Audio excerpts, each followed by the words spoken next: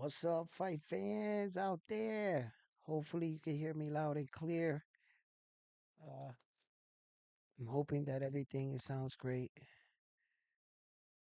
Uh, I'm gonna let a couple of you join the live stream.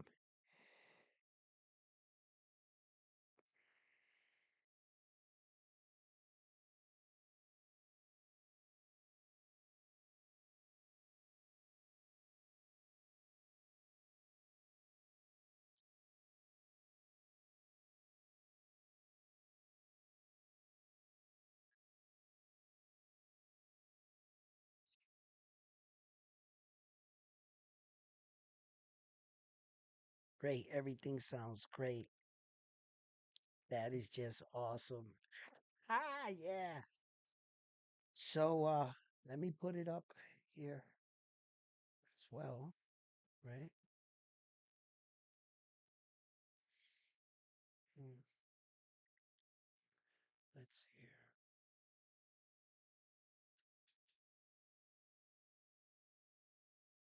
Okay.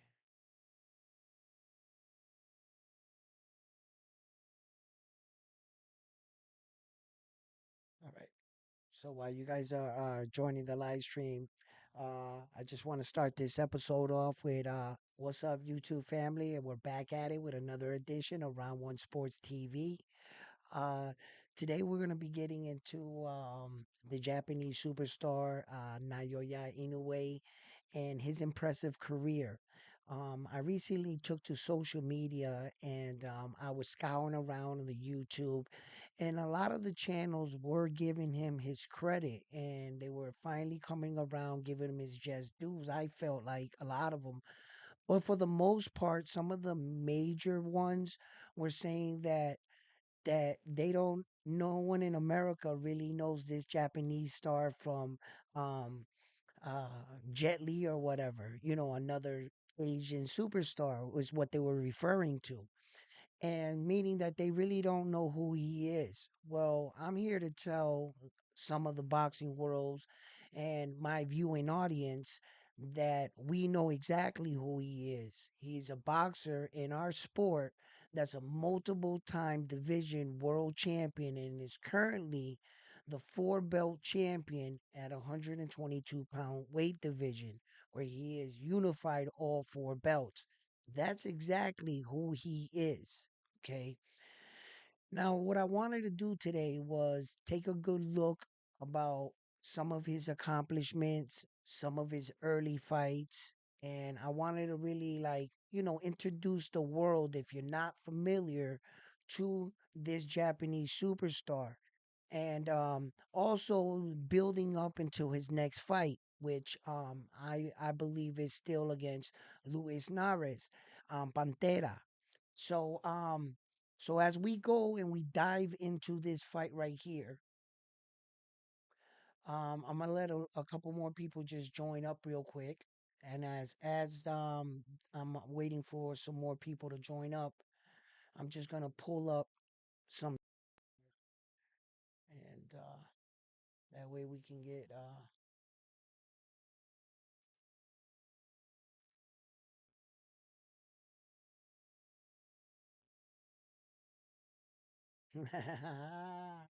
yeah, we're hearing the sound. Everything is up. Great. So we got that. Now what I would like to do is somehow.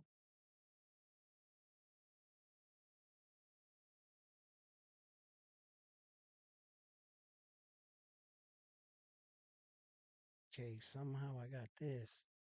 Like, all right. Okay, it's always something, right? It's gonna be something for me today. Like, success does not come easy. And pursuing what you love to do sometimes comes with a price. And sometimes you might feel like you got everything ready to go, right? and then everything ain't where it's supposed to be. But and then, you start to make small steps forward, and you start to implement new things, you know what I mean? But listen, we're gonna break down this fight right here, and somehow, some way, I'm gonna pop up these messages. So as we go through this right here, I'm just gonna introduce the Japanese superstar. The Japanese superstar Naoya Inoue is a Japanese boxer. He comes to us with a record of 26 fights and 23 big ways by knockout. Now he is undefeated and currently around the world, he is currently ranked the number one best fighter in his division at 122 pounds. And by some, still, we believe that he is undoubtedly the best fighter that we have in today's era. Um, Looking back at his early career, you can see that the Japanese superstar was a very, very polished fighter. As you can see right here, he's coming into his very first fight against a Filipino fighter. And we're going to take a look, a dive into what he exactly looked like coming straight out the gate.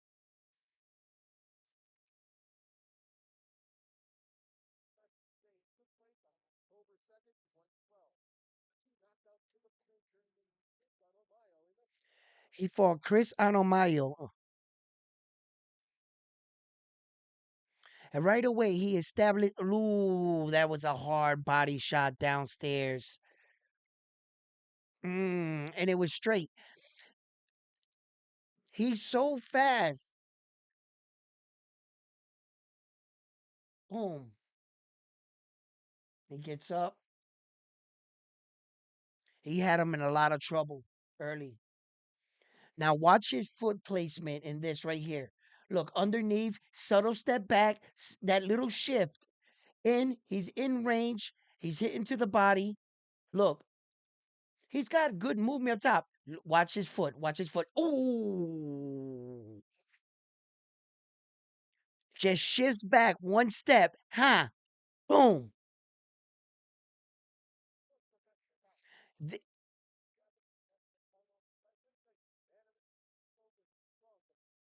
This is his fourth professional fight, which he fought for a small title. And these are the kind of titles that you would want your fighter to see if they can win this kind of title, to see if they're in position to fight for a world title, right? So you want to see if they can be at least the best from where they're from. This title right here represents that in Japan as of all the Japanese fighters. So that means that you're like the top Japanese fighter, but you're not a world champion up until this point. Because coming into this fight, he only had four professional fights. Okay. Which, mind you, he first started his professional debut with an eight scheduled round fight. He had eight scheduled round fights and two fights that were scheduled for 10 rounds. By this time, that was his last 10-round fight right there.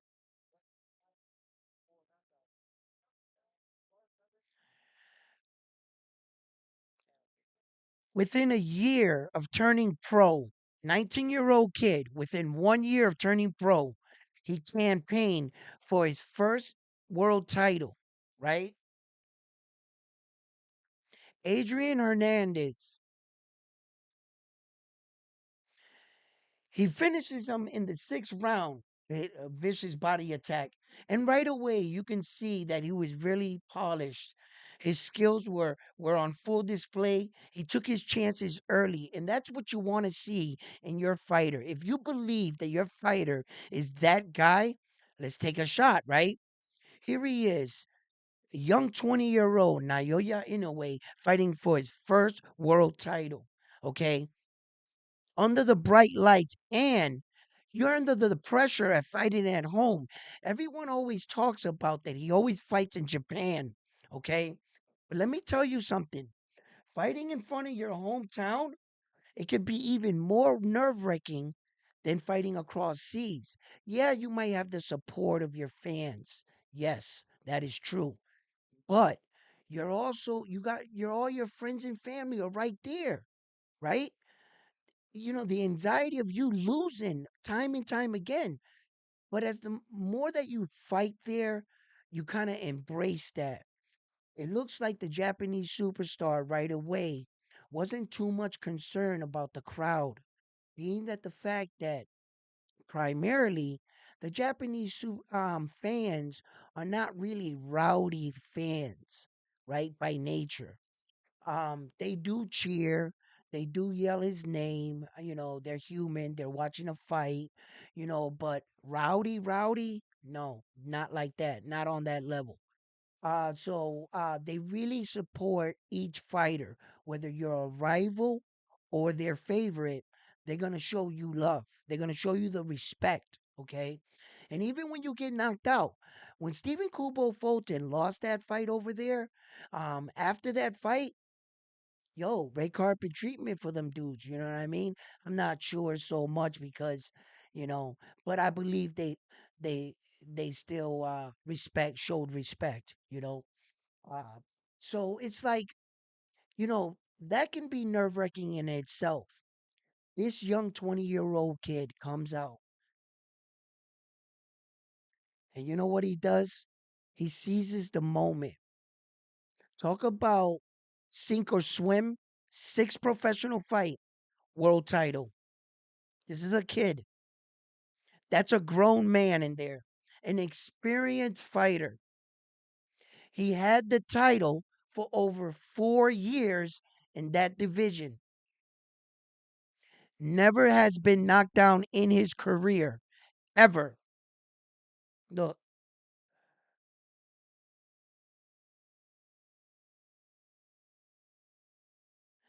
and the Japanese superstar was really like pushed in this fight. Look, look, he stays in there in exchange. That's the one thing you can't say about him, right? You can't say he ran from. That was nice. And the way he throws it, he just shoots it like a rocket straight forward, right? That was a young man right there winning his first world title ever. Okay.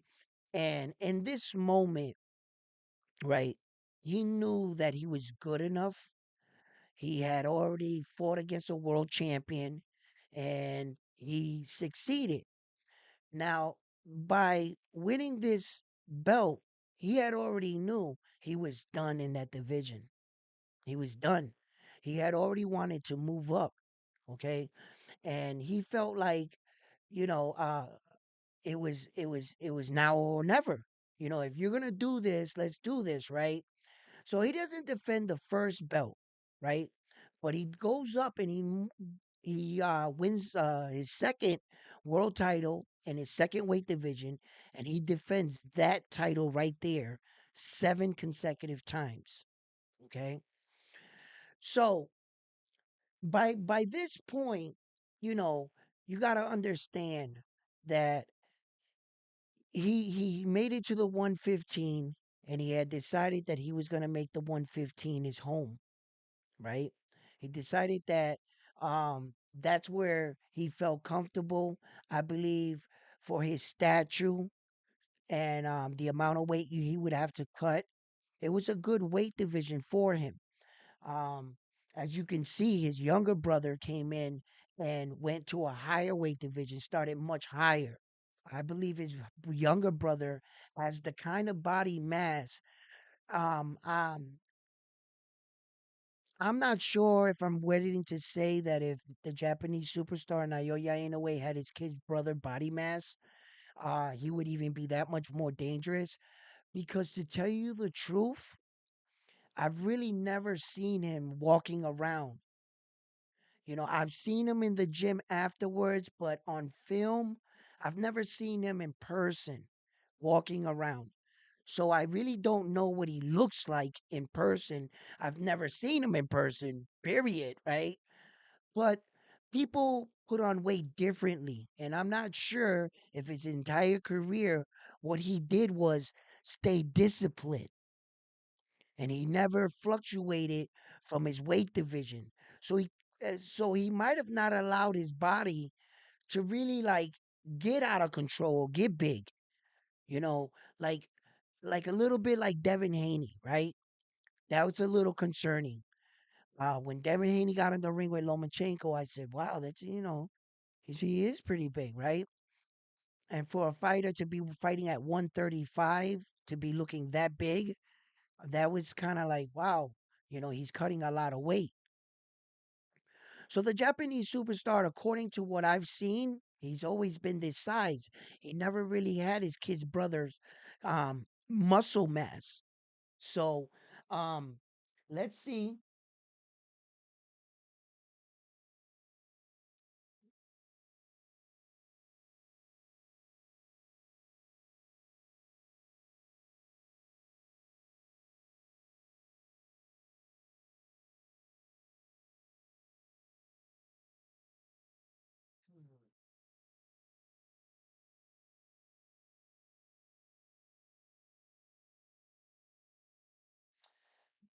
This is against the European champion when he moved up to 118 pounds. This is his first fight at 118 pounds against Jason Malone. Jamie Maloney. McDonald. McDonald, I'm sorry. Did I say Maloney? McDonald. I'm sorry. Jamie McDonald. The thing about this fight right here that there were a lot of questions asked and answered in this fight in particular is because I wanted to see much fighters and much skilled fighters fare well against the Japanese superstar because he had fought a French guy that had a pretty impressive record, right? And in fact, see if I can find his name right here. He had a pretty good impressive record coming into the fight. I remembered, right?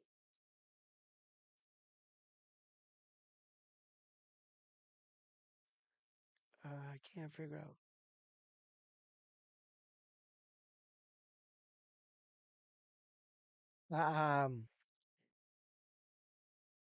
Yaun, Yon. I mean Yoan. Um, was that him? No. Yeah. Yeah, he came into the fight 41-4. So he fought this French dude, right? And let me hold on. How about this? That's him. That's him. Oh, he wasn't that tall, but by standards, he was 5'7". He was 5'7", and he had a 67-inch arm reach, and he was from France. He was an unorthodox fighter. Yo Boy was his alias, if you know him by that. Okay, so he was pretty much tall, right? Okay, McDonald. What how what height was correctly? All right. So he was 5'9.5". I thought he was taller. And I actually think he is taller, right? So they got him listed as 5'9.5", right? He has a 71-inch arm reach. He's only been knocked out once in his career, and that was this moment right here. Okay. Now, I wanted to see in this fight, a lot of questions got answered because he was obviously a lot taller. 5'10". Let's give him 5'10", right? 5'10" to 5'5". 71-inch arm reach to a 76, is it? 76. Naoya Inoue. Let's see here. What's he got? He has a 67 to 71. Okay. So in this fight in particular is what answered a lot of questions for me because I always said you would have to bring something to the equation. You would have to bring something to the table. You got to bring reach, some height. You got to bring some elements. Okay. You bring all those elements and being the fact that you're a world champion, you've had the belt for 4 years, undefeated for 10, right? You haven't been knocked down in your career. You've never been knocked out. All that's it. I was like, yeah, this Japanese dude is going down, right? That, that's what I thought. This guy had other plans. It was brutal. I mean, you're seeing the aftermath, but look at this. Oh, and he catches Inoue coming in, and he just couldn't back him up. That's all powers there, ladies and gentlemen. That is all power right there. This was amazing. This was amazing. This is what you happens when you make a subtle mistake against a Japanese superstar.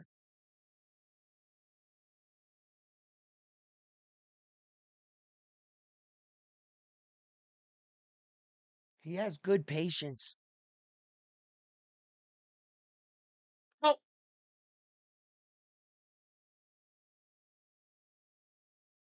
turned him into a meme. One wrong step, and he sees that in the way that you're fighting him, Payano is a good fighter, meaning in the moment he will fight, he will engage. He's a good fighter in his own right. Look, he that a lot of Dominican fighters though, like Payano, um, there are a lot of good Dominican fighters that are coming out now. They haven't really had that really top superior Dominican superstar to come out.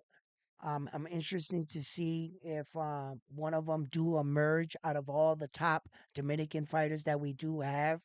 Pariano at one point was considered a top prospect among the Dominican fighters, and the Japanese superstar disperses of him. He was a former champion coming into there. All these guys, I just want you to be aware of the level of his competition. Um,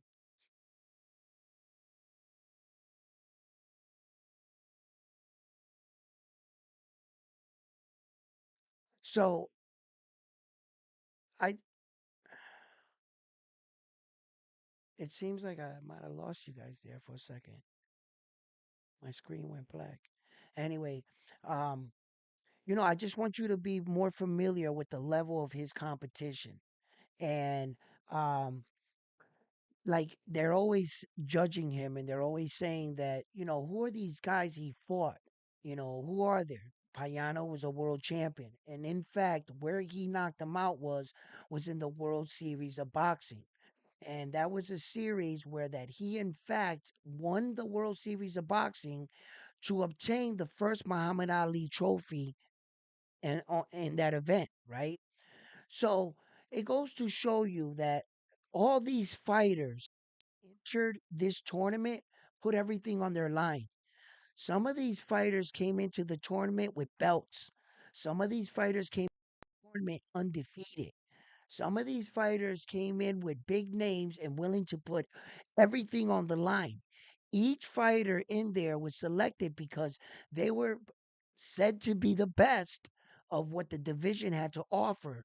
When the smoke cleared, one man would hold all the belts.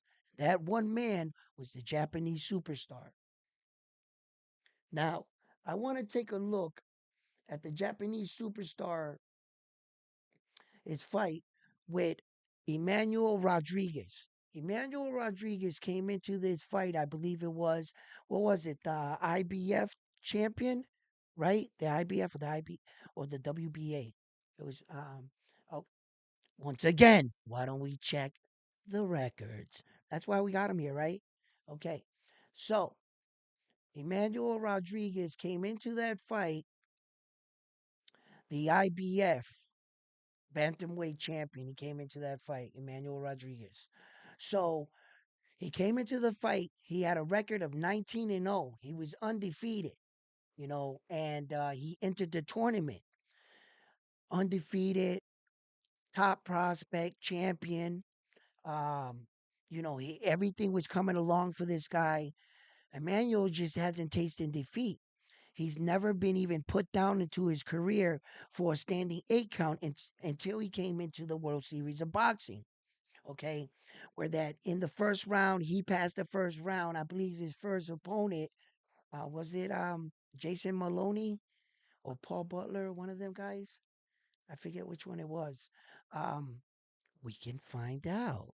Okay, Emmanuel Rodriguez, bam, in the World Series of Boxing. How far back was that? He fought Jason Maloney, and he also fought Paul Butler. Damn it, he fought Paul Butler first, and then Jason Maloney. No, that can't be the fight because he would have fought. He fought Jason Maloney in the first round of the World Series of Boxing, and then in the second round of World Series of Boxing, he fought Naoya Inoue, and he lost to the Japanese superstar. Now, coming into that fight, um, the Puerto Rican dudes, New York City, they got this real machismo and shit going on. And sometimes in the gym, this can work. And I could see where they were coming, and they were showing aggression towards the Japanese superstar and letting them know we know exactly who you are, but our guy's going to kick your guy's ass, and we're not scared of you. But he might have took it a little far, and Emmanuel Rodriguez, his coach, kind of shoved Shingo. It wasn't nothing real major, and Shingo was like, "Yo, yo, yo," like this, and then the Japanese superstar's kid brother, he was standing right there with his camera, like looking at him like this. So, you know, they're a class act family. They took in and what that was all about, just in case you didn't know, was that the fact that leading up into their fight, just the day before they fight, they have like this little workout where they kind of shadow box, hit the mitts a little bit, or whatever, whatever their coach decides for them to do on that in that specific training. Okay. So what happened was um the Japanese superstar invited their team Rodriguez, to come over and watch them spar that day, and they were allowed to film or take pictures or whatever. So they went and saw Naoya Inoue that day. Later on in that day, they invited them over to watch them.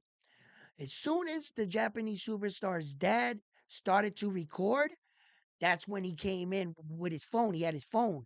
Um, Emmanuel Rodriguez coach was like, "Yo, don't be recording." And he came over and was like, "Nah," like that. I'm not sure if he was informed that, yo, that's all their team did was record the Japanese superstar, I guess, and they allowed it. So they figured they could do it. That's what that was about. When he did that, he was telling them basically, yo, put you on your phone. And then, he got a little tough with him, right? This is what happens when you provoke the Japanese superstar. He doesn't say much. He ain't say no shit talking. They didn't verbally say anything. He let his hands speak in the ring. This is against a young, undefeated champion.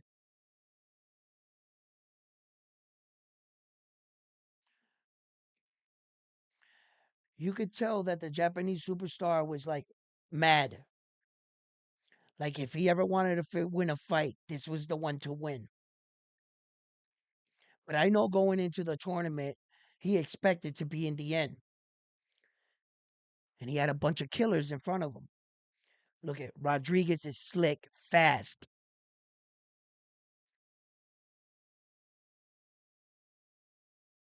Wow.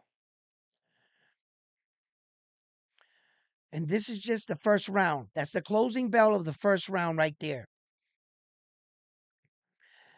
And at this point, I'm thinking, wow, Rodriguez is, he's doing good, but this guy is not that what they're saying he is, this Japanese dude. Oh, I'm like, come on, Rodriguez, get him.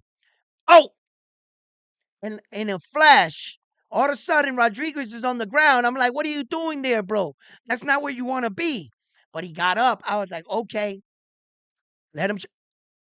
Oh, that two piece of, and then his expression said it all. I knew right there. I knew it. Yo, he moved in quick. Did you see how sharp that was?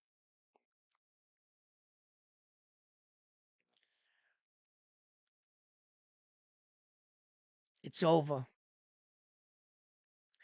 That was a beautiful performance against a quality opponent.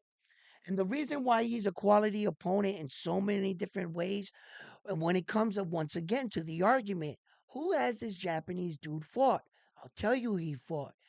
This gentleman right here, Emmanuel Rodriguez, was a champion, undefeated, 19 and 0. He's never been knocked down in his career, right? Okay. Coming into this fight, he knocked him out in 2 rounds. That's all it took him for this to disperse a champion like that. Okay. The reason why I say what measures him as a good quality opponent, after he loses his belt to him, he later went on to regain said title. That goes to show you, had it not been for the Japanese superstar, he would beat out everybody else. He's the top guy in that weight division. He's a champion. That's proof to the level of competition and the men that he is fighting. That's the kind of men that he's fighting. Champions. He beat Jason Maloney in Madison Square Garden, and Jason Maloney was good enough. And after that defeat, Jason Maloney was trying to beat him for his belt, and the Japanese superstar was making a title defense, right? Okay, which gives him that's a title shot for Maloney. Okay, after that, he went on to win a title. It goes to show the level quality. Now, when they speak about like fighters like Terrence Crawford, I'm not taking anything away from Terrence Crawford, but they say he fought 7 undefeated fighters, which in fact, not one of those 7 undefeated fighters went on to become a world champion. Now, that's not taking anything away from, because he could have fought those guys, later down or whatever, okay? But it goes to show you, where are you judging him? I'm judging him by the men and the quality of men that he's fought. According to his record, he has beat 13 world champions. 13 world champions. Then that's 13 guys that had legitimately belts, right? And if you take 13 from 26, on average, his average fighting, how could you say he's fighting tomato cans? He's fighting the best. You see? And if you just peel back and just do a little bit of research, the truth will reveal itself. This man is fighting world champions, and he's really doing it at an exceptional rate. That's why I cover him. Because if I love this sport so much, then I'm going to cover the best, damn it. Do I want to learn from the guy that's sitting on the bench? Or do I want to learn from Michael Jordan if I'm playing basketball? I'm going to want to learn from the best, right? And I'm going to want to cover one of the best fighters to make sure at least his voice doesn't get, him as a boxer, he can get more recognition that he deserves. And people can be more familiar from who he is, what he's doing, and how he's doing it. And if you love boxing and you love to talk about men that have really dedicated themselves to the sport, not the allure of the sport, not the bling bling, not the cars, not the facade, not the running out into somebody else's fight, half drunk, getting in a fight in a crowd to try to sell your next fight. He doesn't have to do any of that. Just pure skills have brought him to where he is at today. That is real. Listen, when some men have to rely on gimmicks and some men have to rely on trash talking to sell a fight, this guy hasn't said a word. You have never heard him speak, but yet you are intrigued. The thing that intrigues you about this man right here is his skills and how he's truly doing it. Most people are coming on now and they're trying to give him his flowers and they're hopping on the bandwagon. when you know we've been here the whole time. Round one sports talk. And I tell you right now, he is truly a joy to watch. As we break down some of his biggest fights, I want you to, really appreciate a fighter such as this man right here. Because no matter where you come from in the world, if you love hand to hand combat and you love boxing, you got to admit, this is really high level stuff right here. The Japanese superstar later comes into one of what many of us believe was his biggest challenge of to date, and that was with the legendary Donito Donaire.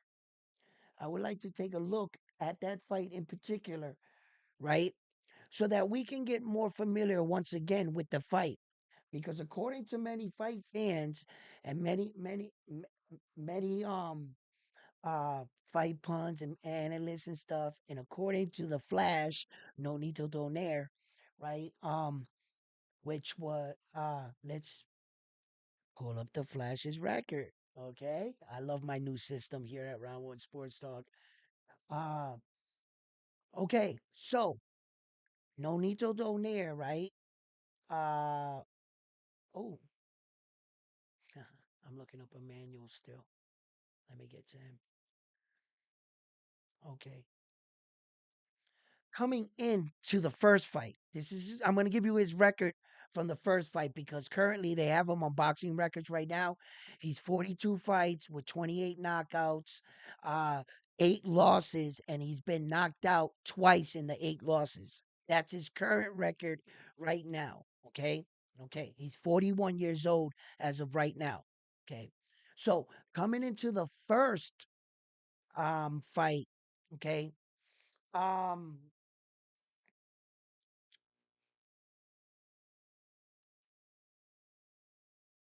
all that did was bring me right back to Naoya Inoue. So I guess I would have to do the math. Okay, so which is probably easy. All right, coming into his first fight, if he has 41 fights, that's 1, 39, 38, 37. He had 36 fights. Okay, so coming into this fight, he was a Hall of Famer, a three-divisional, established boxer. Now, a lot of people have criticized and try to taken away from the Japanese superstar's performance, being that the fact that he was 36 years of age coming into this fight, which in fact when Floyd Mayweather beat up on Saul Canelo Alvarez, he was 36 years old and he looked phenomenal, right? But when the older guy loses, that's when they want to use the age factor. You see what I'm saying? So, you know, so when he came into that fight, look, I'll admit that maybe he wasn't a spring chicken, right? But coming into that fight, having 36 professional fights in 3 separate weight divisions, which you lost a little in a step, he had a lot of fighting experience. A lot. This guy right here was still a kid coming into this fight. In fact, the Japanese superstar kind of idolized the Flash because he was one of their fighters from that side of town. In fact, they were in and out of gyms and they knew each other and they were familiar with each other, had sparred against each other and things like that. And I believe that Flash knew one day that him and the Japanese superstar would meet. Okay. And, but he was really familiar with the Japanese superstar. This is where I believe he faced the most adversity in any of his fights. In the second round, he got his orbital bone broken. He told his father Shingo in the corner that his vision was impaired. And that right there, because you really don't know the extent of the injury. I mean, how could he? He's not a doctor and he doesn't have an x-ray. So, unless he can see through his face, you really don't know, and this is your son. At the same time, you're doing your job as a coach, and these are things that they train. I'm pretty sure they don't train in the gym. All right, son, if you get cut, This is the drill. There's not a drill for that. Okay. Those were experiences that they were encountering in the moment. So the father's keeping composure and he's delivering instructions to his son. Okay. And it's up to the Japanese superstar to come through. Now that is something inside of this fight that was answered for me. It was something that I wanted to know. Could you break him? How's his mental toughness? And is he tough enough? And it's one thing to be tough, but it's also one thing in the moment to be that hurt and also perform. Will you shy away? Will you lock up? You see, some fighters being hit and hurt that hard in a fight would concede to just going the distance. He's okay, you beat me. He's conceded. You see, the Japanese superstar, um, he didn't do that. And these were questions that I wanted to see about this fighter. And that is what makes him these as each fight, a lot of questions were answered for me. That's what makes this guy really special and unique.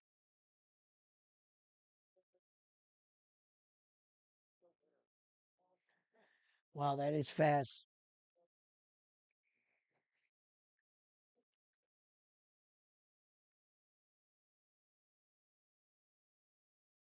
As you can see, the monster really worked his jab. He was really fast. Now the Flash was trying to get his timing down and some more of his confidence, but at the same time, the Flash was giving him something, and that is something that the Flash did show, and that's what I talk about. Can fighters stand with him and fight? Yes, you can. And the Flash showed that you can stand there and exchange with him, but you have to be consistent and you have to have that kind of level of a gas tank, an arsenal, a good arsenal of punches and mobility, good defense, and be able to block and nullify some of his attack. You see, uh, the Flash really showed that look, he kept the Naoya at sometimes bouncing on his toes, going backwards. Right there is where he broke his orbital. That was the big shot. So from that moment on, from the second round, the Japanese superstar went the distance, okay, which is 12 rounds. He went 10 more rounds with a fractured orbital bone. And what do you think the Flash, Nolito Donaire, when he went back to his corner, what do you think he tried to do for the rest of that night? Hit him in that eye. Yes. I mean, it's not dirty. It's not a dirty thing to do. It's what you're supposed to do. This is an ugly sport, you know, and your coach is going to tell you, hit him in that eye. The Japanese really got a good bounce to his step once he wants to get on the balls of his feet. And he has great evading ability. He has cat-like reflexes. As you can see, the Flash kept this fight very competitive. I do admit, you know, he was really hurt. So the Japanese superstar was more reluctant to take in bigger, shots on the inside. He wanted to stay on the outside most of the rest of the night if he could. And the Flash is what pressured him into contact, and because the Flash was trying to go for the eye, you know. So see, the Flash always with the step going forward, going forward. And the Japanese superstar at this point, he wants to stay on the outside and keep him at the end of his punches, staying on his toes. See, see, the Japanese superstar is not the one engaging to go in. He's staying on the outside. It's the Flash that's putting the pressure coming in because the Flash wants that big hook again. See, the Japanese superstar is content by this point, staying on the outside. Wow, and he really came over the top on him right there. Now, this is one of the most in question points of the match. The Japanese superstar was pouring it on strong. At this point, you started feeling the fight and the it was starting to fluctuate. The Japanese superstar was showing that he was taking control again. The Flash started showing that, nah, I'm not just going to let you walk over me. And he was giving him something nice. And they were going tit for tat. But like I said, the Japanese superstar, one point of his arsenal, he cut it out, which was going in the inside because he didn't want to take a chance of getting caught with something with his eye like that. Because mind you, at this point in the fight, even though adrenaline is rushing through you, he feels that. Ooh. You see, how are you going to say that this man was old? No, Dito Donaire. Look how fast he is. Look how good he is. And look how good he fared well. If you're considering this guy old and no one else was even close to doing this kind of performance, then what are you calling the rest of the guys? You see? And that's what I mean. No, give it, say what it was. This was a great fight, and Donito Donaire came out and gave an epic performance. This is when the fight started getting tough. It was getting into the championship rounds, and the fight was really close on most people's scorecard. I had the Japanese superstar up.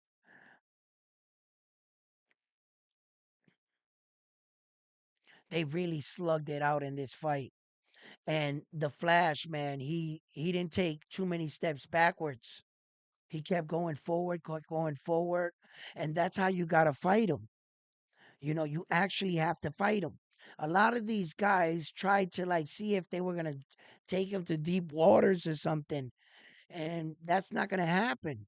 He's just going to swim. The Japanese superstar right here, look, you see his back foot? You see how it's up like that? Oh, and he has good defense. He's been criticized about his defense, but for the most part, come on, you're gonna get hit in a fight. He has great defense. Nice uppercut by Donaire on the inside. Nice jab by Donaire. Ooh, nice right hand by Donaire. Up top by Donaire. Oh, nice shot by Donaire. Yes, it's the Japanese superstar against the rope. The Japanese superstar is tied up for dear life. Oh, he's lucky that the bell came in. He saved him. The next round, Japanese superstar. Oh, Donaire's really feeling himself. He's got the rhythm. He's go down to the body. The Japanese superstar answers back with a right hand over the top. One to the body. He evades one punch upstairs. Again to the body. The Japanese superstar's pouring it on. Big shot over the top. Donaire and Japanese superstar are meeting each other at the top of the center of the ring. It's a slap finish, ladies and gentlemen. The blood is flying right now. Donaire is coming into Japanese suicide. It looks like he hurt him to the body. Donaire is shelling up. He looks hurt. The Japanese superstar smells blood. The jab he's working. The jab he's popping. Those are big shots over the top. Donaire's crouching over. Wow, Donaire just say he got out of the round. I thought it was over there, ladies and gentlemen. Oh, he was really working that jab. Oh, that was in the break. The round begins. The Japanese superstar comes out pouring it out strong. Donaire's taking a step back. He's looking a little fatigued, but he comes on. There goes that veteran grip, that championship warrior mentality. It was a great fight. That's what the fight made me feel like. You know what I mean? Yo, it was a good fight. It was a great fight. And the Japanese superstar proved right there, man. With fights like that, when you can do that to men like that, that's not something that's not something easy to do. To a decorated Hall of Famer like the Flash, you know, the Flash when he was in his weight division, he was a force to be reckoned with. In fact, let's see here. I believe his name was Omar Narvaez, was it? Okay. No, no, no, no, no. Omar Narvaez was the guy that he beat coming into his sixth fight, I believe, right? No, no, no, no. Yeah, yeah. Wait, hold on. I'm on Donito Donaire's site. That's what I am on. Okay, here we go. So, who was it? Yes, It was Omar Narvaez, right? Omar Narvaez, right? And this speaks again into the level of quality of opponents, just in case if you're not familiar and you have these people out telling you, oh, but who has he fought? Pay attention to this video. Check it out. Omar Narvaez has a record of 43 fights with one loss, right? He came into the Naoya Inoue fight, I believe it was like 41 fights with one loss. Okay. The only man he ever lost to, right, up into that point was Donito Donaire. And Donito Donaire didn't knock him out. So this man that went up against the great Donito Donaire, the Flash, in his prime, well, not his prime because he was a little bit younger. Well, yeah, he was in his prime. He was in his prime. That says the only person that beat me is the great Flash. And in the two times the Flash went up against the Japanese superstar, if you ask me, both times he knocked him out. Because in that first fight, the Japanese superstar knocked him out, and the referee slid in like I don't even I didn't even know you could do that, right? And he slid in and he allowed the Flash to like circle around the ring before he decided to start counting. It was very controversial. And some fight fans didn't catch on to that because all they saw was the knockout, the heat of the moment, subtle things. You might not catch on to it until you go back later and you watch the fight and you be like, wait a minute, just like me. I don't believe I caught that in the first. I don't, I didn't see when Mike Tyson, I heard about that later. Oh, that was more than 10. I was like, I was outraged, you know? But yeah, some things you will not catch. So the Japanese superstar, his level of competition is battle tested. His level of competition is his opponents. They are championship level quality. When, like I said, if he only has 26 fight and he's already fought 13 world champions, and he's on his 22nd world consecutive world title fight consecutive. His 22nd in a row world title fight, whether he was defending his title, fighting you for your title. Every fight was a title fight. And he was unifying belts, four separate weight divisions. It's not really easy to do. Sometimes, I say that, right? But what you're asking for a fighter to do is a fighter to come out of the amateurs, mind you. Some fighters get a push if they enter the Olympics. And if you are lucky enough to obtain a gold medal, that will catapult your career. Fighters like Oscar de la Hoya was called the Golden Boy, right? Because he had a gold medal in the Olympics. That's where he gets the name Golden Boy. And shortly, like in his, I think by his like six professional fight, Oscar de la Hoya was already fighting for hundreds of thousands of dollars, if not millions already, from endorsements and everything. So a gold medal can push your career in a big way if you were to happen to medal. Okay. Floyd Mayweather got the bronze medal. He did it the hardest way. He didn't have no help. In fact, no one really even believed in him. He was the first fighter out of his Olympic the people that tried for the Olympic team that medaled. He was the first fighter of that team to fight for a world title, in fact. So the Japanese superstar doesn't have no gold medal or no bronze medal. He didn't have any of that. In fact, they said, you're not good enough to represent Japan. Apparently, the fight that he was in, they didn't feel like he won, and they wanted someone else to represent Japan. Okay? Because I know fighters that lost in the finals or whatever in the qualification matches, and somehow a year later I turn on my TV and he's fighting in the Olympics. That's impossible. He lost. They'll do what they want to get you there. So apparently, Japan didn't feel like he was good enough to represent for them, whatever reason. I don't know what happened, right? Hey, so he comes in the hardest way possible. You know what he says?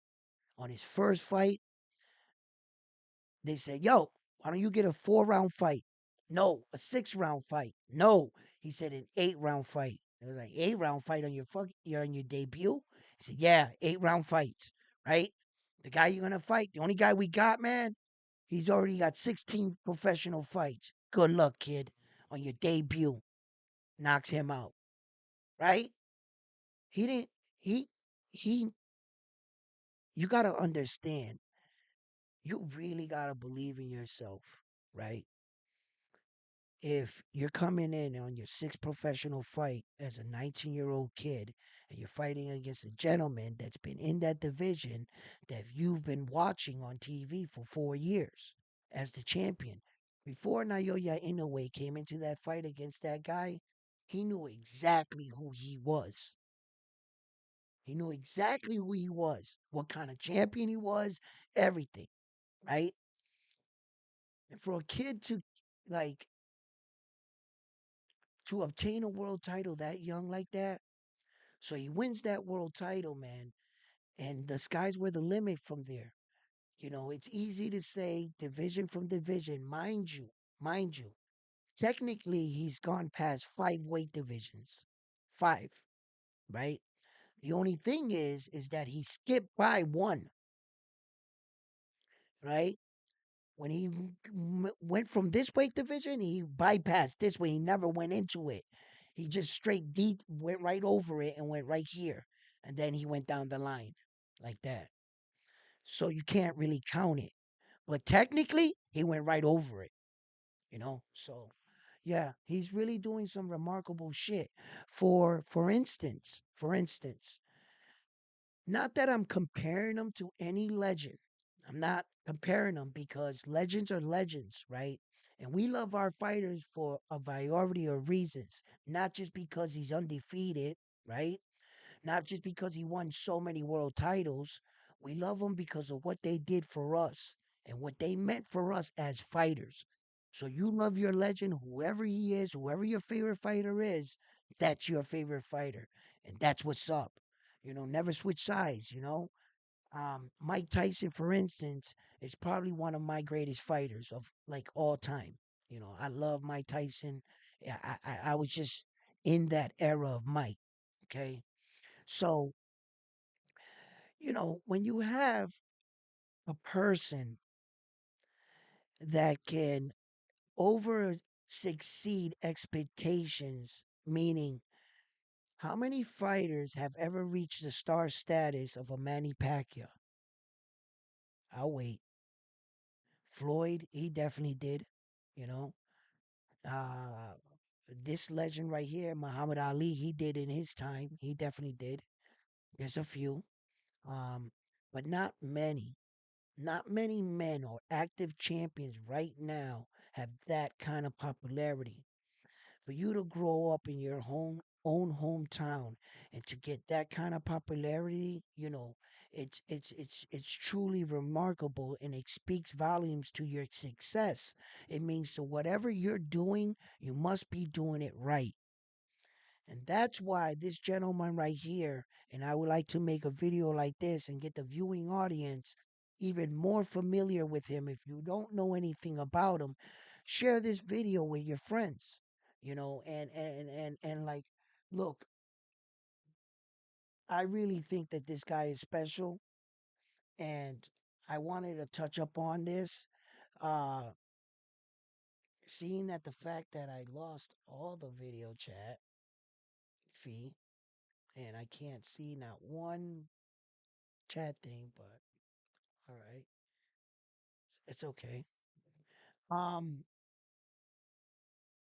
I think that the Japanese superstar is really setting the bar in boxing right now, and when you have like special talent like that come along, you know it's really impressive. But as you can see, it starts to rub off onto other fighters. Okay, um, because what happens is other fighters and other interviews start getting asked about him, right? And all the fighters, they don't want to sound, like they don't know what they're talking about. So it even forces them to lift an eye and find out what he's doing. The fact that one of our American fighters like Stephen Kubo Fulton fell to him, it raised a lot of eyebrows, and then the way he did it in his performance, it went to show like, man, maybe this guy is the real deal. And in a sport that there's a lot of egos colliding, there's not too many of the boxers that want to admit that another boxer is better than them. You're not going to get another guy just to be like, yeah, yeah, that guy's good. It doesn't happen because there's a lot of egos colliding in this sport. And when you have that, and then you have, you know, um, when the Japanese superstar has to force you to admit that he's good, because had it not, if you leave it up to their own devices, these guys they're not willing to say that this guy was any good at all. Just before that Stephen Kubo Fulton fight, there weren't many boxers out there really saying it. I mean, there were a few, but they weren't a lot. Okay, the majority of them really never heard of him, right? But when he started putting up these kind of performances, he forced them to acknowledge it. I mean, he didn't force them to by saying, "Oh yeah, he's the best," but at least, if they would have been like still, you know, uh, yo, nah, he's trash, he's this, I didn't see anything special, blah, blah, blah, or made excuses, then they would have got all over that boxer. They were like, come on, man, you're full of shit, right? So when you can do that, that speaks volumes on who you are as a fighter. So, um, as a fighter right now, I believe that he is really the best fighter, and he is the most dominant fighter that we have of our time right now, as of my opinion, and that is my own opinion. If you believe that way too, and if you don't, okay. But from my eye test and from what I'm watching, the way he's doing it with these impressive knockouts, he's not just going out there and just barely getting a win. He's not getting punched in the stomach and getting a controversial, 1 point deducted body shot. There's not no shit with him. He doesn't leave it up to the judges. He hasn't gone to the scorecards many times in his fight. Um, and not only his performances inside the ring, but the way he conducts himself as a fighter outside of the ring too speaks volumes to the type of man that he is. Um, and like that. When in this sport, in this day and age, it's more that these guys more concerned about shit talking and bling bling than getting their job done and getting it done in the ring. And I believe that that's a bad message that other sent to these kind of fighters. I believe it's up to these kind of fighters, the Terrence Crawfords, the Japanese superstar, the guys that are always in the gym, hard work and dedication, to start to pave the way for our future generation boxers. And when you can put up records like this, records are meant to be broken. There's going to be a kid out there, that's going to shoot for this record. And he's going to understand when he gets to the beginning of his career and he really appreciates all his hard work and he sees everything that he's done in his entire life got him to the beginning, he's going to appreciate what this Japanese dude did. Because now he's going to be looking forward and saying, when the mics are all in your face and they're comparing you to the GOATs, it's like the Patrick Mahomes was compared to the Brady. It's up to that individual to say, yo, pump your brakes. Thank you. I'm flattered for the comparison, but I have work to do. I have to achieve some shit before you can start putting me in certain conversations. You see? And that's when that young man is going to realize and appreciate what this Japanese superstar did for the sport. And he's going to see right there in those moments how hard and, how long the road is going to take. And then he's going to go for it. and we'll see how far he gets. There's going to be that man. He's going to come. He's going to come. And the Japanese superstar has not even finished writing his story. Like I said, I'm also aware that there are two halves to a boxing career. There's the beginning, and then there's the end. Okay. And some boxers do not retire well. They just don't. Some fighters, they were great fighters, legends, in fact, in their own right. And for some reason, they just can't call it quits. And it seems like once they get their first loss, they're not embarrassed to lose in front of people. And they kind of say to themselves, well, I already lost. Might as well keep on fighting, you know? And I guess they kind of use that as, analogy to why they continue doing what they continue doing. But we all know that anything you do too much, you become an addict to that. They got to kick cold turkey, and it's not easy. All the legends have called it quit and come back at one time. Shit, I think the quickest one was Tom Brady. He announced his retirement 3 months later. I'm back. Listen, they want me back. I'm good. Listen, yo, that man was addicted to football. And he had a kick cold turkey, bro. I think he's still kicking right now. He going through it. He's out on the streets right now. Yo, you got a football? Yo, you want to play catch? Yo, go long, bro. It's crazy. Yo. And some of these men don't retire well. Yeah, they don't. And that's why you know, I hope he retires well. When it's time to call it quits, may he hang up the gloves and pursue something else. I don't know, coaching or broadcasting for Japan. I don't know. I don't know. Whatever he chooses to do. He has a son. Maybe he'll go to the father and son team again. Who knows? But I just hope that um, he retires well. So I've covered a lot about the Japanese superstar, and the reason why I like to cover him is because he is truly one of the best fighters in the world right now. And I feel that, some people are looking past him.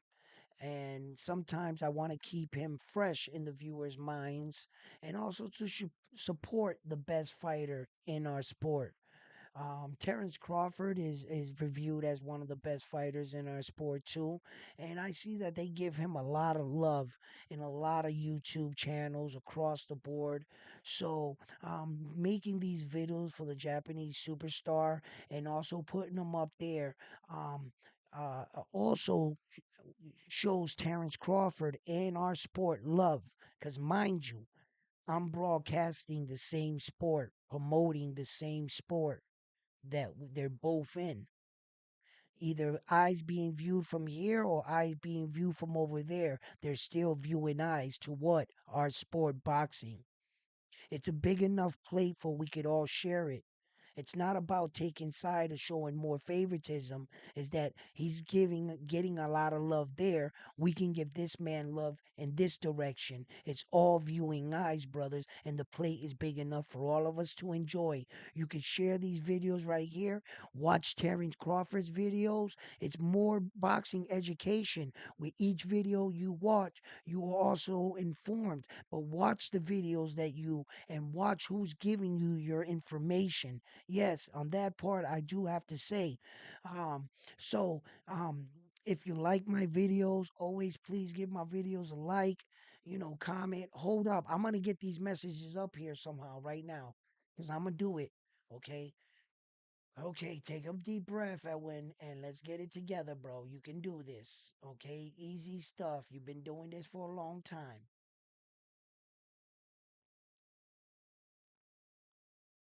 What's up, guys? Oh, there you guys are. There are all the messages. I gotta read some messages now. NY, what up? I'm just gonna call you NY, bro. That France dude was tall and lengthy. Yeah, he was. Donaire went down like a ton of bricks. I think.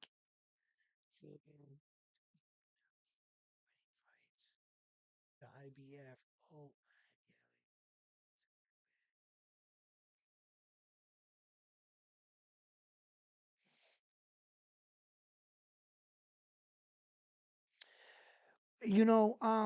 a lot of people compare him in comparison to Manny Pacquiao, being that Manny Pacquiao is a Filipino fighter. You know what I mean?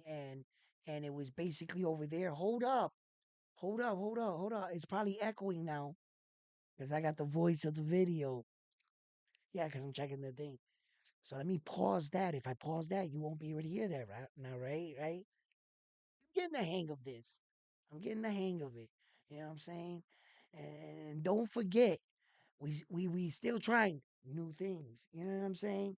Because I'm broadcasting in all kinds of ways. You like that, don't you? Stop it. Ah, so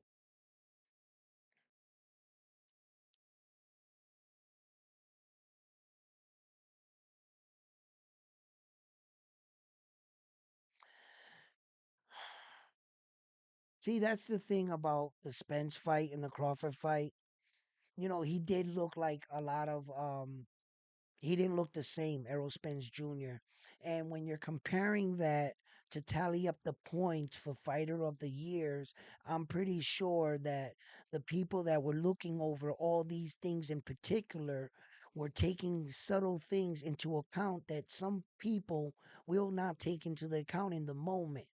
One, they're emotional. Two, they're fresh off watching, and most of us were shocked. Most of us were shocked, right? Okay, and they were just saying, Spence didn't look the same, ba da ba ba ba ba. And if that's the case, if you're saying he looked weight drained, if you're saying he didn't look the same, if you're saying that we believe that those hard car accidents may have affected him more than we were led to believe, and if you're saying that any of these things were a possibility, well, then you got to judge him for what he is, a handicap fighter. So that's what you were fighting. But the minute that you got to give him credit for, and it sounds like that because Errol Spence Jr. wasn't himself. And when you go to measure the Japanese superstars level of opponents, Stephen Kubo Fulton and Marlon Tapales were at the top of their game. His opponents were just better. If you're saying that Errol Spence Jr., you admit that something was wrong with him. It wasn't the same. Let's just say that. Then if he wasn't the same, then you can't judge him by the same name of the man that he once was. You're judging him by Errol Spence Jr., the man that beat Kell Brook, that, did these great fights. He's not that man anymore. He wasn't that man coming into the tent. And that's why the real people that tally these points see that, you see? And then viewing fans, I'm with you on this. If you think like this, I don't give a shit what he looked like. Terrence Crawford did his job. That's not Terrence Crawford's fault. Terrence Crawford put on the performance he trained to put on, and he went out there and executed. So I'm not taking away nothing from Terrence Crawford. That's on Errol Spence Jr. That's a fan's perspective. But by an awards perspective, they're admitting he didn't look the same. You see? So the Japanese superstars opponents were better. Okay. Not only were they better, they were better in shape, better prepared, whatever. Okay. But there's two of them. There's two fights against one. So that's where the award was married and it was given to the right person. Errol Spence Jr. being sluggish, looking bad, his facial features in the weigh in, before the weigh in, nothing looked right. And I got to admit, nothing looked right. He didn't look like his timing was right. He didn't look like his feet were ever underneath him. I mean, he didn't look like his distant management. He knew, like, at some points, he couldn't believe how fast Terrence Crawford was on him. Like, he had forgot how the dance goes. It goes to show you ring rust is real. He had just too many factors: the long layoff, the car accident, detached retina, and so forth and so forth. And God also knows what he was doing. You know, right now, he typed back the other day, I'm back. Then he types out, he shows a picture on social media with the eye patch. Now, I wasn't sure if that was like an old photo and it resurfaced and people are, like, oh my God, he got another attach. Or maybe he's trying to find a way out of the fight, the rematch, by saving a little bit of face, and saying, I didn't pull out of it. Look, I couldn't do it. I had to go. Then some people are saying he had like a mild cataract surgery. It was just dirty. And if it was that kind of procedure, that's not a big procedure. Okay. And it's not something that, you know, and since his detached retina wasn't like in a detached retina, he had like a tear. It wasn't like completely ripped. No, it wasn't. It was a tear. Okay. All right. So, you know, maybe he's trying to run a ploy to really get out of the fight because he sees maybe it's not good to revisit this fight right away. Maybe we could revisit it later in the future. So I don't know what he's doing, but I'll tell you what he's not doing. Okay, you put out a thing saying you're back. You put out a thing with an eye patch. And mind you, while you were putting the thing out with the eye patch on that very same day on his social media platform, he put a video coming back from vacation with his kids. He took some of the things down fast. So if you're not like subscribed with him or connected or whatever, and you didn't get to see it early, some of the I don't know what he took down yet because I ain't been back, right? But some of it he took down, some of it he left up. Okay. If you're coming back from vacation, once again, bro, you're going to do this 4-month training camp again and think that you're going to get in there and beat the best fighter in the world? Terrence Crawford takes a little time off, but he's back in the gym. He's he's he's never like out of the gym. Terrence Crawford's got a gym in his fucking house. Okay? Look, this guy, Terrence Crawford, he's just better dedicated. He's just better dedicated, and that's what the fuck it is, bro. That's what it is. Terrence Crawford, I mean Errol Spence Jr. I don't care, man. They would have not been not a day left from that ass whooping. I would have been in the gym punching the bag, mad as fuck. Just every day with a picture of Terrence Crawford on the wall, reminding myself day in, day out why I do this and why I want this fight back. There is no reason or no injury that's going to lead me away from the gym. If my arm is injured, then I can jump rope. If my legs are injured, then I can curl. There's always something I would be able to do. Many fighters have even talked about this. Terrence Crawford says he became a switch fighter and learned how to fight lefty because he broke his hand and didn't want to stop going to the gym. And the coach said, "You can't fight." And he said, "The hell I can. I'll fight from my left." And look what it did for him for his career.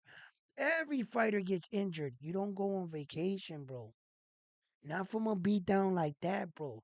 That should have fucking put like this fire rocky shit underneath. I would have grew a beard. I wouldn't have shaved my face since that ass whooping, bro. The next time you see me, you would have just seen me in the same, and in fact, I would have the same shirt on, right? With the, with, everything would be. I don't even think I took a shower. My girl's not even been next to me. I'm focused. Right? I'm just in the gym going crazy thinking about that night. This nigga's coming back from Disney World. Get the fuck out of here.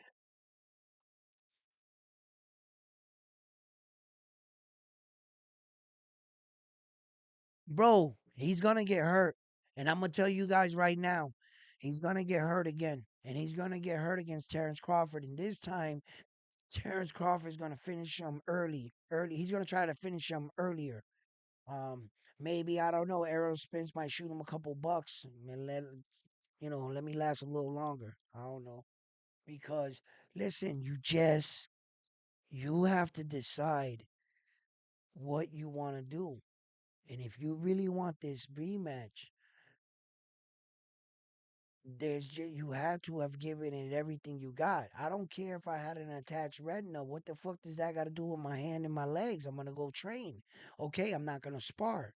But listen, man, these men, sometimes the money changes you. I don't know what they do in their career. Listen, I hope I'm so wrong. And Errol Spence Jr. went on like maybe 3-day vacation and he's been in the gym the whole time. But it gives the wrong impression when you see that. And because of his history, it will allow me to assume that, and maybe I shouldn't be assuming this, but nothing in his career has told me otherwise. Every single time you saw him doing something, that's exactly what he was doing. So, you know, look, I love Errol Spence Jr. I don't like the way his career's turning out. I think it went all wrong from that car accident. I think they were right when they told him he should retire. I was one of the gentlemen that said, "No, man, fuck that, bro. If he wants to fight, let him fight." But I think maybe he should call it quits. I don't know. What do you guys think? What weight will Naoya reach his limit? There's really no telling. Like I said, he's 5'5", right? But it's not about his height at this point. It's about his body mass and how thick and how good he can put on the weight and still fare well. What they're going to want to do is try to drag the smaller fighter up to a bigger weight division where that guy right there is cutting weight at his natural weight division. And he's going to probably end up beating the Japanese superstar. Where that is, I don't know. But there are a lot of big men and tall men at 126 and 130. In fact, there are a lot of men that are 130 that would fare well against the Japanese superstar, that those men are being avoided at the 130 because of who they are and what they're doing right now, in fact. Okay? So those kind of guys, those are like the boogeymen of the division. Those are the guys that they're going to want to put in front of the Japanese superstar early to stop them. Here's the catch, though. Here's the catch. See, the Japanese superstar is really playing the game the way the game is laid out. Meaning, we've talked about this before. I've talked to you guys about this. If you're the kind of fighter that would like to move up into different weight division, there's only one belt you need to keep a hold of at all times. That's the WBO. That's that belt right there. As long as he maintains the WBO, he can challenge the existing champion in the above weight, and he becomes his mandatory, so that guy has to fight him. So that guarantees you at least one title shot. Same method Terrence Crawford used when he had all four belts at 140. He had the WBO and he used the WBO to fight Jeff Horn, Jeff Horn was the 147 WBO champion. Same method he used. Japanese superstar used it. All fighters that are looking to move up, that's a good belt to get. So the way I calculated it in my head was the fighter he would have went for would have been Ramirez, right? But since Ramirez lost, right, to Espinoza, right? Um, I'm not sure if Espinoza is the kind of champion right now and young champion to maintain the title. It's one thing to win it, but it's also another thing to maintain it. And I'm not sure if he's going to be able to defend it one or two times until the Japanese superstar gets there. Okay, because mind you, the Japanese superstar is staying at 122, which we all know. Okay, so whether he makes one title defense or two title defenses, right, and he really just cleans out the 122 so that there's no argument about who the best 122, which it's crazy to say, right? Oh, you're not the best 122 pounder in the world. He has all four belts. Who else do you want him to beat? Like, that's ridiculous. He has all the gold, all the gold, but he's not the best.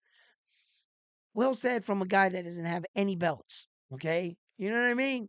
So whether or not he will still be the WBO champion at 126, what I'm trying to say is whoever has that WBO title, that's who the Japanese superstar is going to fight at 126. And that's how I kind of roughly drew it out. If in the likely event that any other champion offers him a fight, he'd probably take it, right?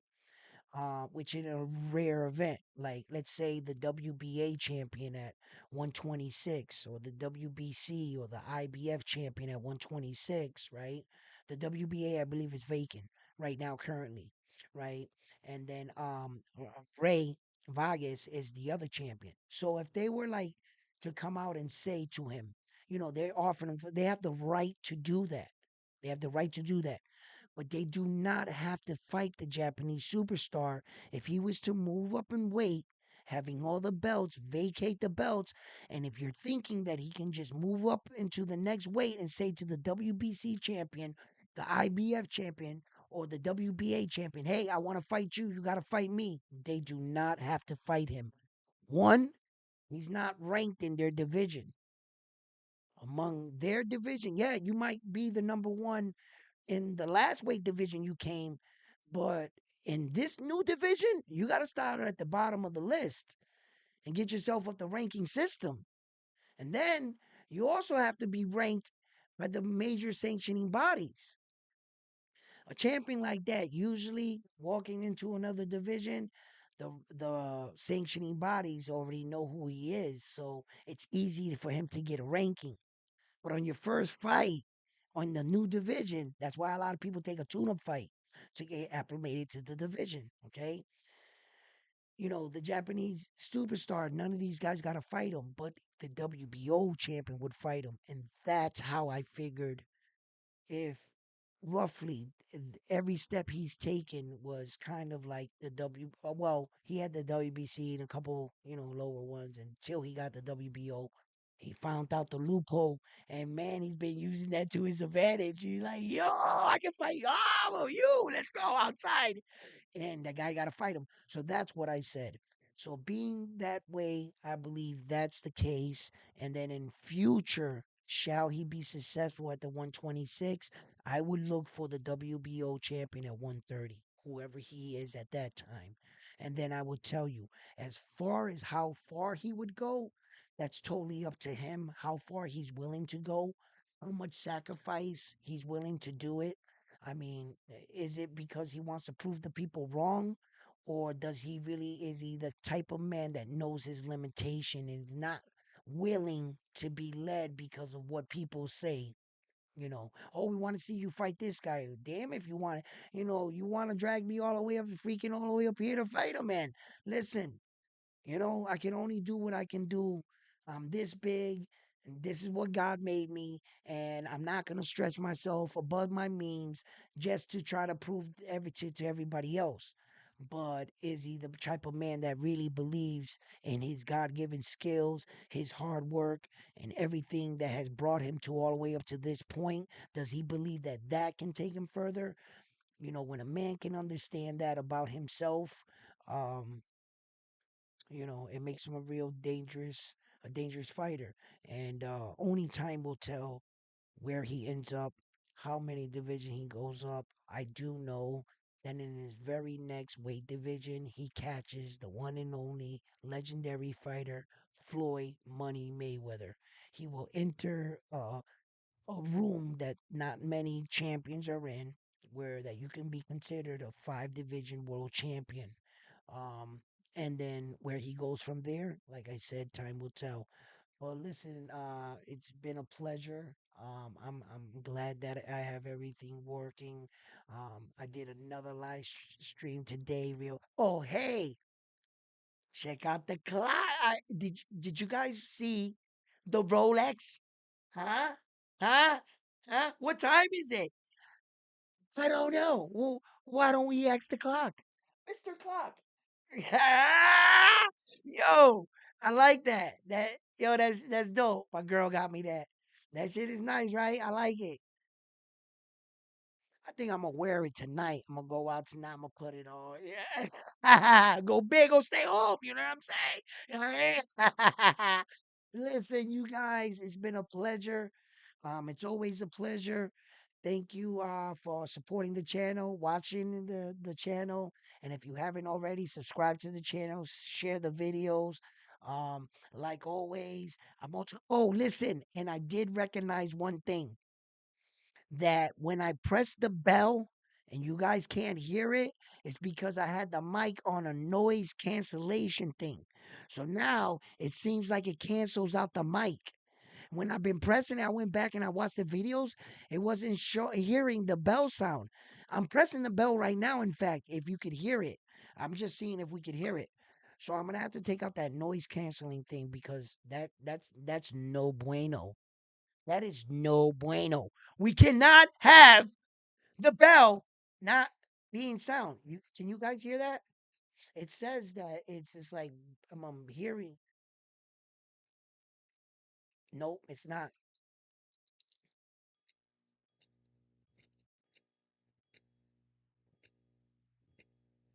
I'm gonna have to get up here like this and do it. I can see it registering, but from down here, the noise canceling in the mic won't let it go.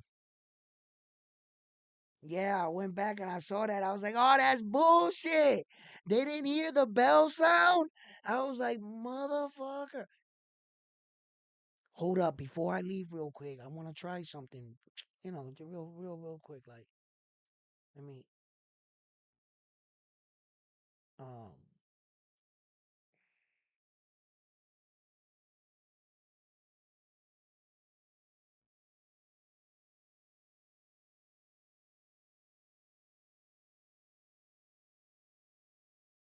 I was wondering if this would work, and now I think it would work. Check this out.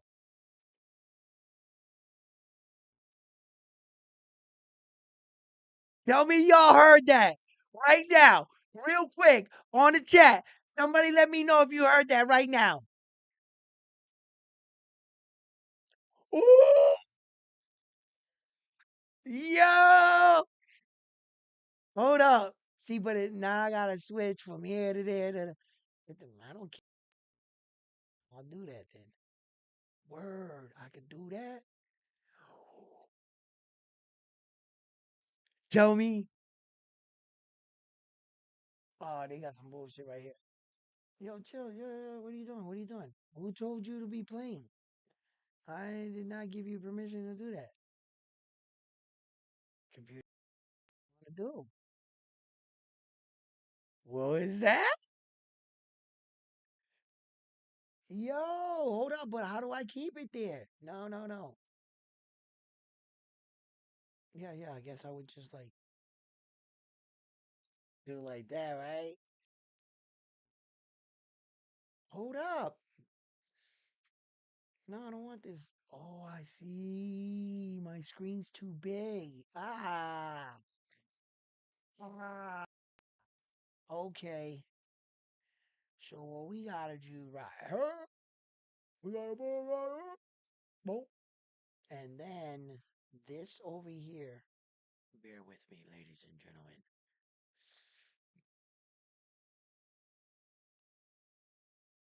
Okay. And then the next thing I want to do is I want to go here.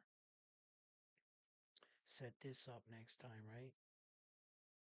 Gotcha. No, I don't. I don't want to know how you took your business. Yeah, I can get the video. Yo, I be doing shit. I don't even know how I do it. I ain't know how to do it. How you do it? I know.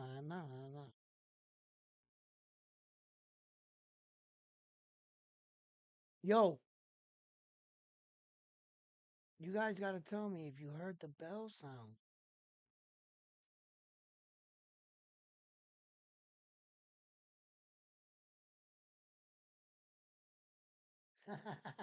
Where está? Where está? And he was like, it's cold. I saw it was cold as a witch's tits in Westa. Westa! It's cold as hell out here. It's brick. Listen, we're in a snow. We went through like a snowstorm. They're like, we're gonna get a couple inches. We got like, listen, I went out there and I shoveled, right? I came up here, I started doing the video. My last live stream, you could see me. I look over, it didn't even look like I shoveled. The snow was already packed all the way up. It was already like I didn't do anything. It's crazy. Well, damn. Are these all the messages? Nobody told me if the bell sound works. Really? I need to know if that bell shit work. Shit was dope as hell. I could just rewind it and then hit it.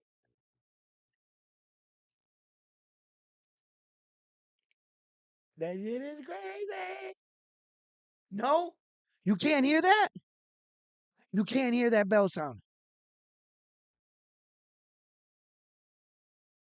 You serious? Stop playing with me. Playing. I'm doing it. I'm gonna tell you when I'm gonna do it. I'm gonna do it right now. I'm gonna do it right now. The fuck is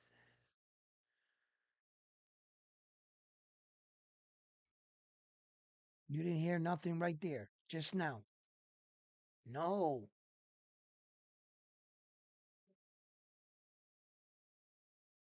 Hmm. Interesting.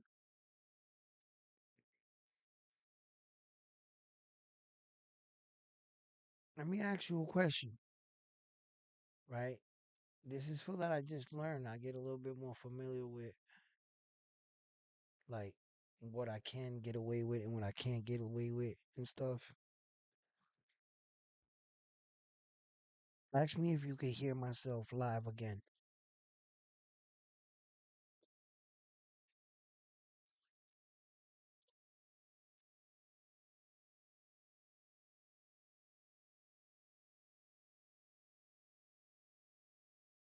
See, see. So I went back. I rewinded my live stream, and I just want to know if you could hear me right now, right there. Send me a text right now. Let me know if you could hear that right there of me. No, you couldn't hear that. So my live stream is coming out of my speakers here. I can. So you could hear the other video. Okay. So just in case I make that mistake and I have them both playing, and I was like checking the chats, you're gonna be able to hear both. You know what I'm saying? Like this right here. Like for instance, this is what I want to try to avoid. Right here. Hold on. Hold on. Hello. Can I get up there?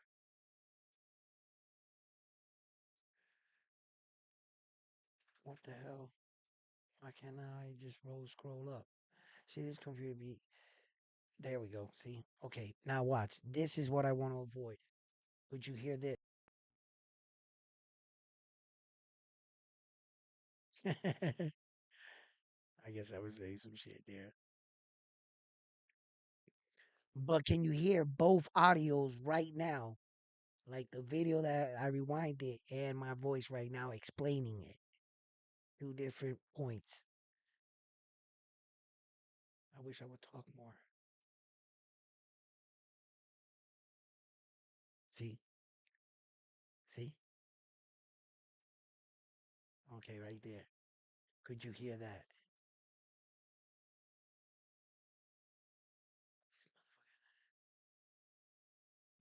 Paul. Say word.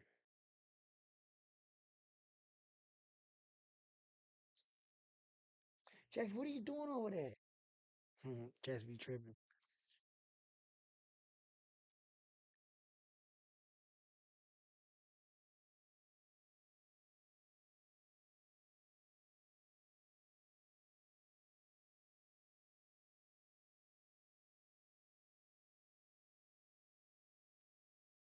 man, I hate this.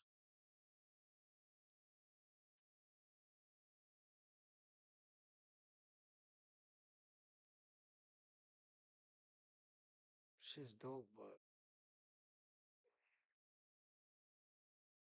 I only hear your voice.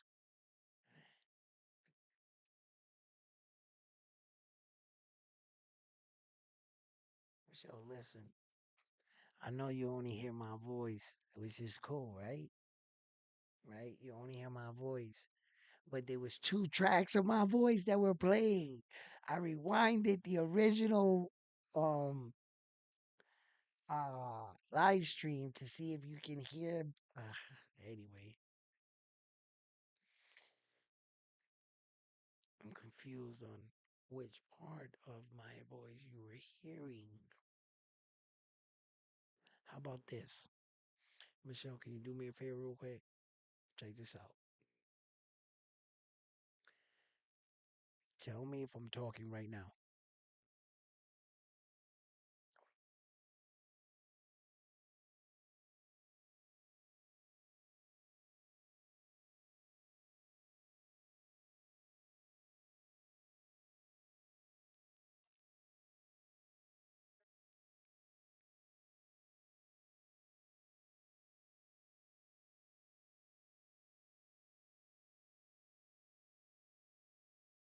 Can you hear that? That's what I want to know. Can you hear that without me talking? That's what I want to know. No?